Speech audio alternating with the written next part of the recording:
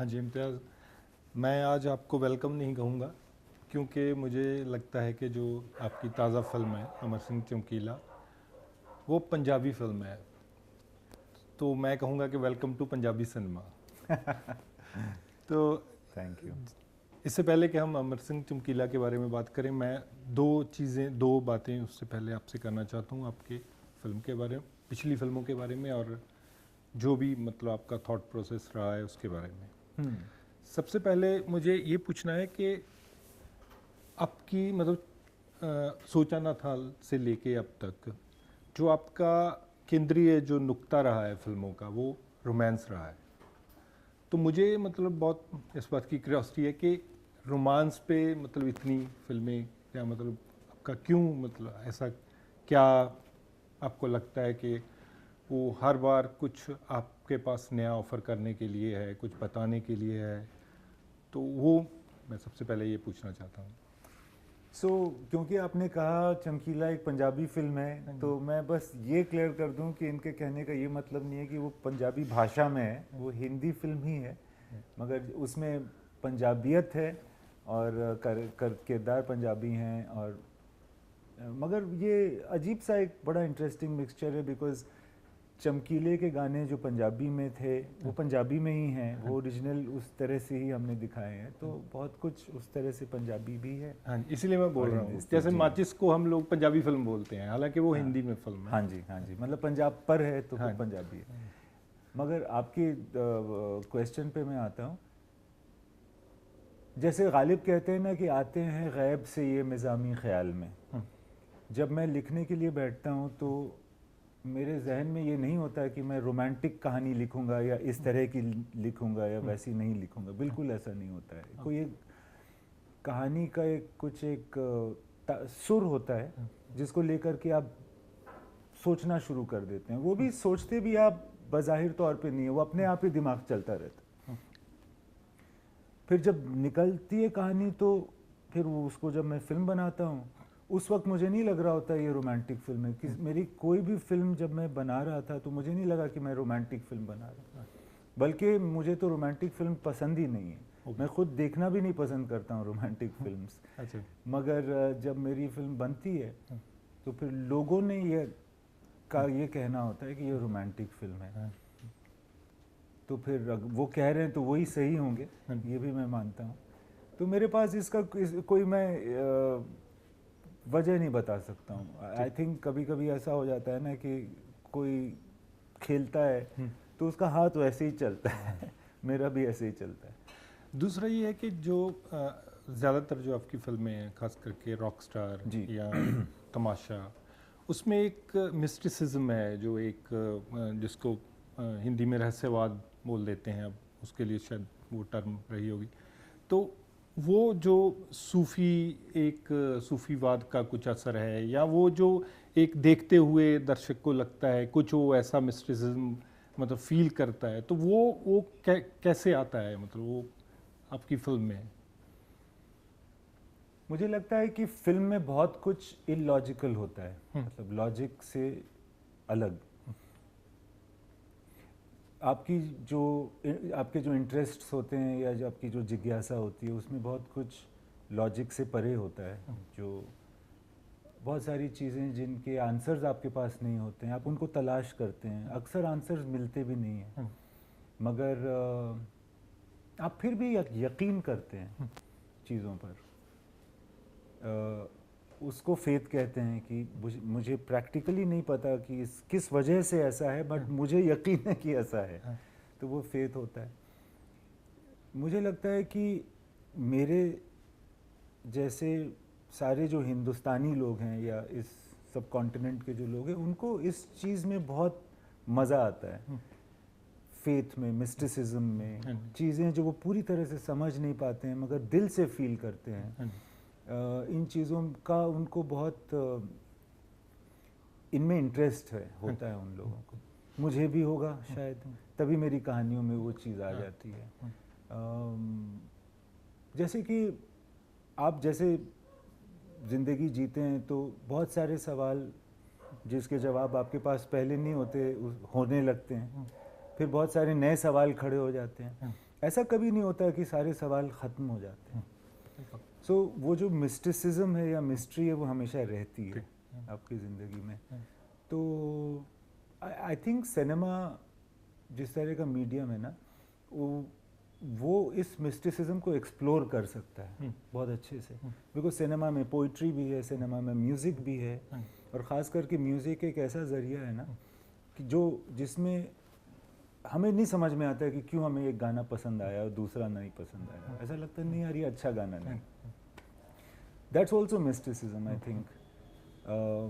और तीसरी वजह ये भी है कि AR रहमान, क्योंकि वो हैं, क्योंकि वो हमारे युग में सिनेमा में म्यूज़िक बना रहे हैं, और मेरी ये उपलब्धि रही कि मैं उनके साथ काम कर सकूं, तो मिस्टिसिज्म वो लेकर के ही आते हैं मेरे ख्याल से। तो उनकी वजह से भी बहुत सारा मिस्टिसिज्म मेरी फिल्मों में है।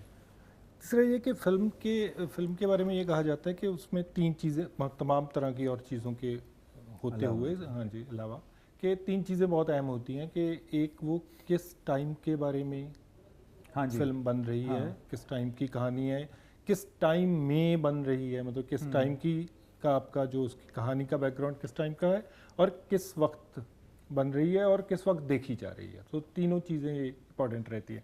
तो चमकीला जो 80s में आया और 2024 में फिल्म आ रही है, या 2024 के बाद वो सदियों तक जब भी देखी जाएगी, तो आपको मतलब पंजाब में बहुत सारे पोएट हैं या राइटर हैं जिनका बहुत ट्रेजिक फेट भी रहा है, तो आपको क्यों लगा कि ये नुमाइंदा, ये मिसाल है जो आपको, मतलब क्या है ऐसा है चमकीला में कि आपको लगा कि ये लोगों के सामने पेश किया जा सकता है यहाँ? हाँ, एक बात ये है चमकीला की कि चमकीला साधारण लोगों का कलाकार है, मतलब ये कॉमन मैन का, मासेस का स्टार हुआ था, एंड ग्रास रूट लेवल पे बहुत पॉपुलर था, पढ़ा लिखा नहीं था, उसको किसी सिद्धांत की वजह से वो अपने हरकतें नहीं कर रहा था, उसको बिल्कुल इस बात से कोई बोलने में कोई परहेज नहीं था कि जी मैं जाहिल हूँ, वो बहुत बेसिक था।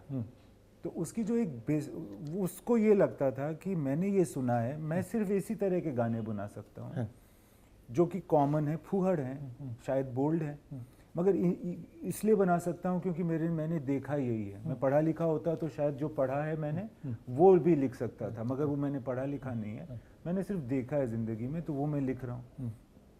वही चीज़ें लोगों को पसंद आ रही हैं, जो लोगों को पसंद आ रहा है वो मैं उनके लिए लिख रहा हूँ, उसी तरह से गा रहा हूँ और मैं परफॉर्म कर रहा हूँ, और ऐसे मेरा चल रहा है। उसका जो एक बेसिक पना था ना, ये मुझे बड़ा अच्छा लगा। देखिए हम क्या होता है कि कभी कभी एक एजुकेशन के साथ साथ ना एक बायस आ जाता है आपके अंदर, या कभी एरोगेंस भी आ सकती है कि आपको लगता है कि जी जो नॉर्मल लोग हैं, जो पढ़े लिखे नहीं हैं, वो हमसे कम अक्लमंद हैं, हमको पता है बेहतर कि लोगों को क्या सुनना चाहिए, क्या नहीं सुनना चाहिए। तो मुझे ये बात काफ़ी इंटरेस्टिंग लगी चमकीला की कि वो कॉमन मैन का स्टार था, और वो ख़ुद भी बहुत उस तरह से कॉमन था। दूसरी बात मुझे इनकी बहुत प्रभावित किया, इनकी एक बात ने कि बहुत कम वक्त में इन्होंने बहुत स्टारडम देख लिया था, बहुत, और ये इस तबके से आए थे, इतने मतलब लोअर, जिसको कह सकते हैं कि सबसे ज़्यादा डिसएडवांटेज्ड जो कम्युनिटी हो सकती है पंजाब के अंदर 80s में, वहाँ के ये थे। तो 1960 में ये पैदा हुए थे, 1988 में 27 साल की उम्र में ये गुजर गए।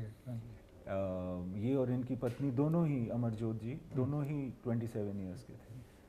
तो जैसा आपने कहा कि एक फ़िल्म उस ज़माने की है, तो मैंने वो वाला ज़माना दिखाया है।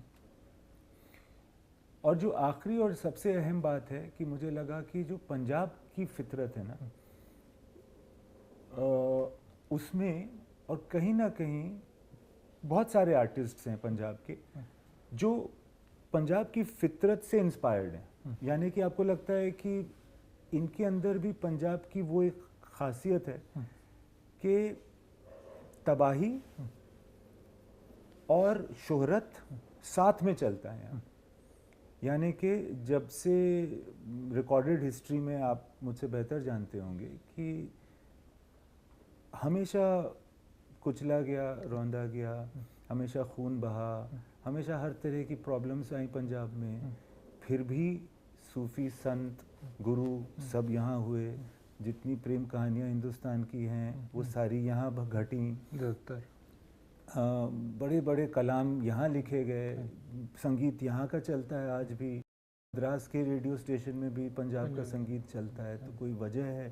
ये सेलिब्रेशन, ये तमाशा, ये रंजो गम, ये सबका मिक्सचर ऑफ ऑपोजिट्स है, मगर रिप्रेसिबल नहीं है। इसको आप दबा नहीं सकते। पंजाब चमकेगा, राइट? तो ये बात मुझे चमकीला में लगी कि इनके ऊपर बहुत सारा प्रॉब्लम था, थ्रेट्स थे, इनको गलत समझते थे लोग, मगर कभी ऐसा नहीं हुआ कि इन्होंने एक भी गाना बनाया और वो हिट नहीं हुआ। जो ख़राब दशक चला पंजाब में 1980s का, उसमें भी इनके गाने ऐसे चले कि मतलब वो सबसे गोल्डन पीरियड हो गया इनका। सो मुझे लगा कि ये मिक्सचर ऑफ ऑपोजिट का चमकीला एक तरह से प्रतीक है।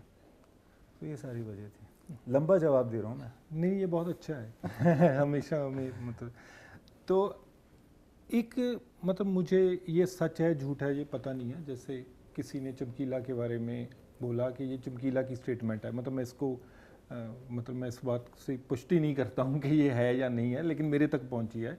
तो वो उन्होंने बोला कि वो बोलता था कि यार अभी तो मतलब पंजाबी च कहते हैं भी रोटी पकनी शुरू हुई है, जब मिलनी शुरू हुई है। मतलब जो इतनी अंडर प्रिविलेज्ड एक बैकग्राउंड से आते हैं और जो वो गरीबी है, जो वो गुर्बत है जी, वो मैं दो बेसिकली सवाल पूछना चाहता हूँ, साथ में जुड़े हुए हैं। तो वो गरीबी का उसकी उस पे वो उस क्या असर है, मतलब वो उसका जो उसके दिलो दिमाग पे या उसकी जो आर्ट अगर वो जो क्रिएट कर रहा है, मतलब उसमें एक चीज़ है कि अभी कुछ मिलने लगा है तो मैं कैसे छोड़ दूँ, या मतलब वो तो एक चीज़ ये है। दूसरा ये है कि जब वो एक तरफ बहुत ही रिलीजियस मूवमेंट है, आर्म स्ट्रगल चल रहा है, दूसरी तरफ चमकीला हिट हो रहा है, दोनों चीज़ें पीक पे चल रही हैं।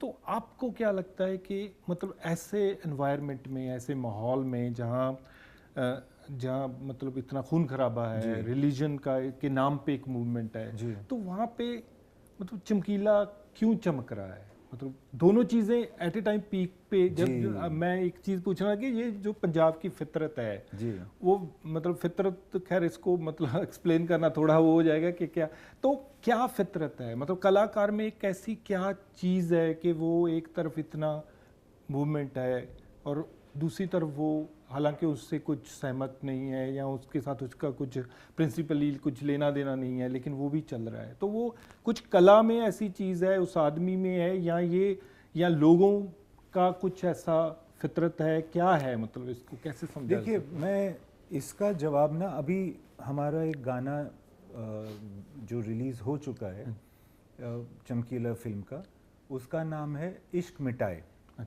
उसमें उसका उसमें आप अगर देखेंगे, अभी वो रिलीज़ हो चुका है, तो उसमें आप देखेंगे कि एक कैरेक्टर है जो कुमुद मिश्रा प्ले कर रहे हैं, और वो कहता है कि जब इंसान पर ज़्यादती आती है, जब वो तड़प रहा होता है, जब वो परेशान होता है, जब समाज तकलीफ़ में है, उसी वक्त उसको एंटरटेनमेंट की भूख सबसे ज़्यादा लगती है। जो लोग पहले से कष्ट में हैं, उनको कष्ट के गाने नहीं सुनने, कष्ट तो पहले से उनकी ज़िंदगी में है, तकलीफ के गाने नहीं सुनने, उसको तो खुशी के गाने सुनने हैं, ताकि थोड़ी देर तक उसको राहत मिले। तो कुछ आर्टिस्ट्स हैं जिनका ये भी रोल है कि आप मुझे क्या बताओगे कि मैं तकलीफ में हूं, मैं तो पहले से ही तकलीफ में हूँ यार, गाना भी तकलीफ का क्यों सुनूं, मैं खुशी का गाना सुनना चाहता हूँ, मुझे राहत चाहिए। ये बात जो है ये चमकीला को समझ में आई थी या समझाई गई थी, पता नहीं किस तरह से। तो उसने उसका यही था कि यार लोग जो है ना अभी खुशी के गाने ज़्यादा सुन रहे हैं, ज़्यादा ज़ोर से नाच रहे हैं आज के ज़माने में, जबकि 80s का दशक चल रहा है, लोग मर रहे हैं, तबाह हो रहे हैं, दवाई नहीं मिल रही, लड़के गायब हो रहे हैं। आपको बेहतर पता है कि क्या हुआ था 80s में पंजाब में। ऐसे ज़माने में लोगों को एक रिलीफ चाहिए था। तो उस वजह से चमकीले का वो गोल्डन पीरियड था। ये अजीब एक समझ लीजिए कि बहुत आयरॉनिकल बात है, मगर ये आयरनी हिस्ट्री में हर जगह होती है। ये रेनेसांस पीरियड ऑफ यूरोप भी यही था कि जहाँ पर बहुत सारे कष्ट हुए, उसके बाद फिर बहुत सारा आर्ट भी आया।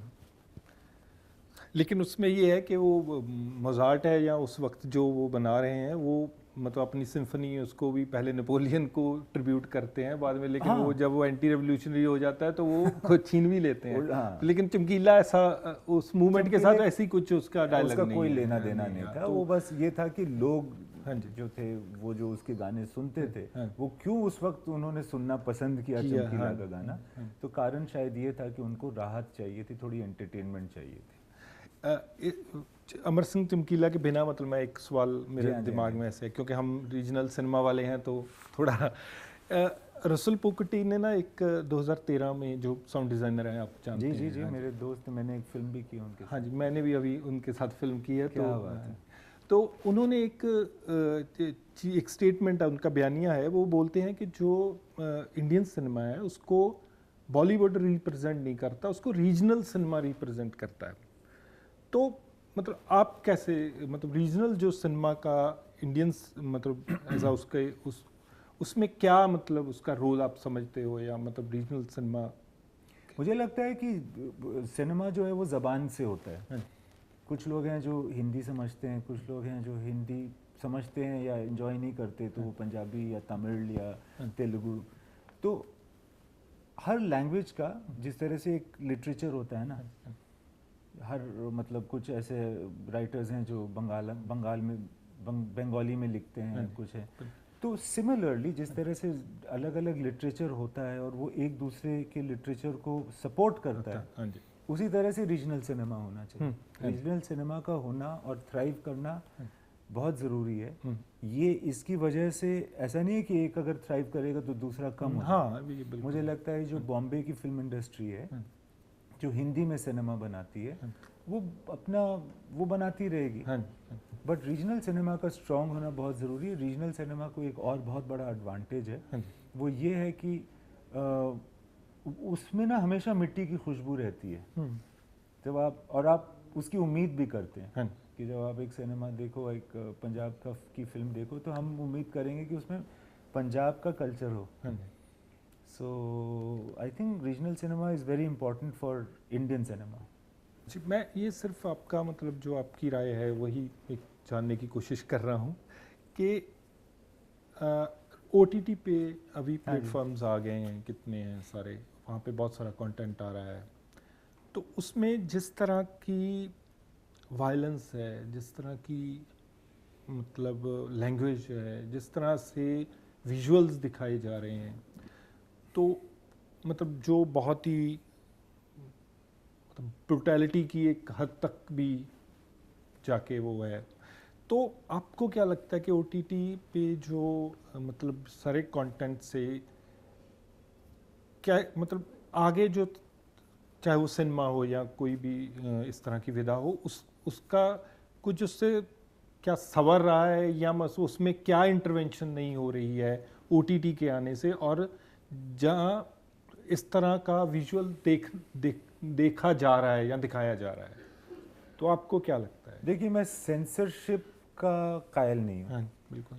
मैं समझता हूँ कि कोई भी जो जनता होती है ना, वो खुद उसको डिसाइड करना चाहिए कि उसको कौन सी चीज़ देखनी है या क्या नहीं देखना।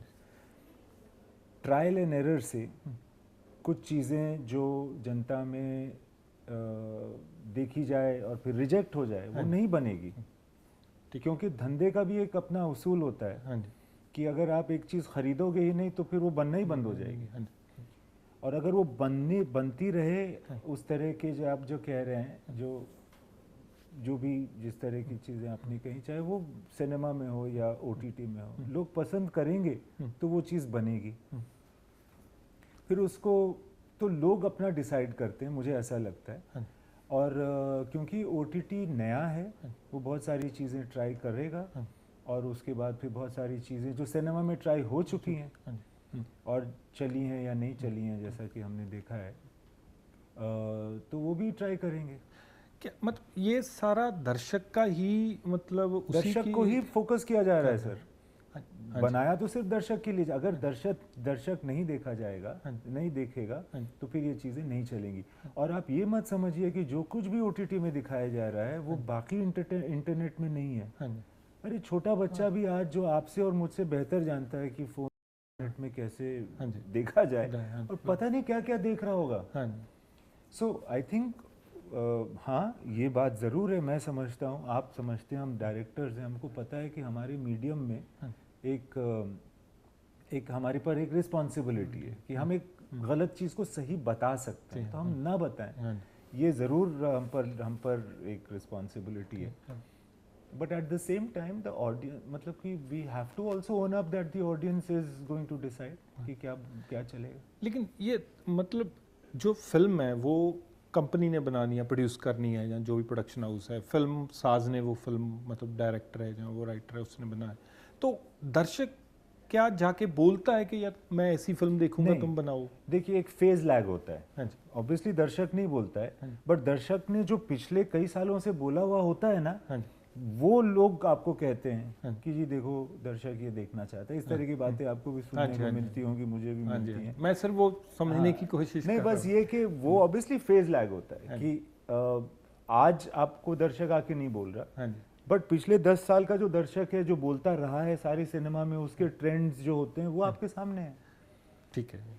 और आज जो आप बनाएंगे, मगर आप कंज्यूमर बिहेवियर चेंज कर सकते हैं। मैं मतलब अच्छी फिल्म जो बनती है यार लोग देखते हैं, देखते हैं बिल्कुल। चाहे वो इस पर हो या उस पर। हम कहते हैं कि यार आजकल सिर्फ एक्शन चल रहा है, हाँ जी, बट सडनली एक लव स्टोरी आ हाँ जी, जाती है, फिर सब लोग लव स्टोरी बनाने हाँ जी, लगते हैं। बिल्कुल। तो I think a good film can change the trend, but at the same time I think people have to decide what they want to watch.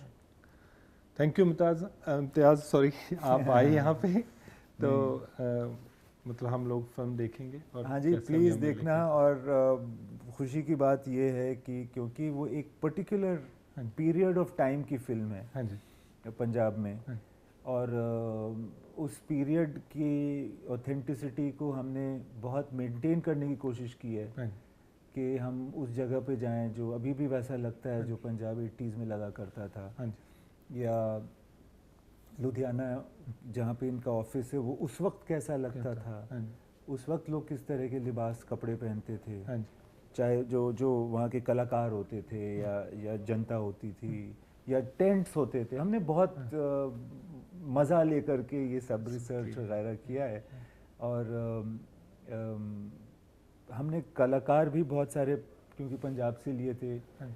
ताकि वो एक ऑथेंटिसिटी मेंटेन बनी रहे। रहे, तो हाँ। मैं देखना चाहूँगा कि हिस्टोरिकली कितनी एक्यूरेट है ये फिल्म। नहीं मतलब बहुत सारे सवाल जो हैं उस दौर के साथ भी जुड़े हुए हैं और जी, चमकीला जी। के साथ भी जुड़े हुए हैं, तो कई सवालों के जवाब दर्शकों को मिल सकते हैं और कई पैदा हो सकते जी हैं। हाँ, तो फिल्म बिल्कुल। का वो भी काम होता है कि वो सवाल जी। पैदा करना। जी हाँ, थैंक यू सो मच। बहुत मज़ा आया आपसे बात करके, थैंक यू। बहुत शुक्रिया। ओके।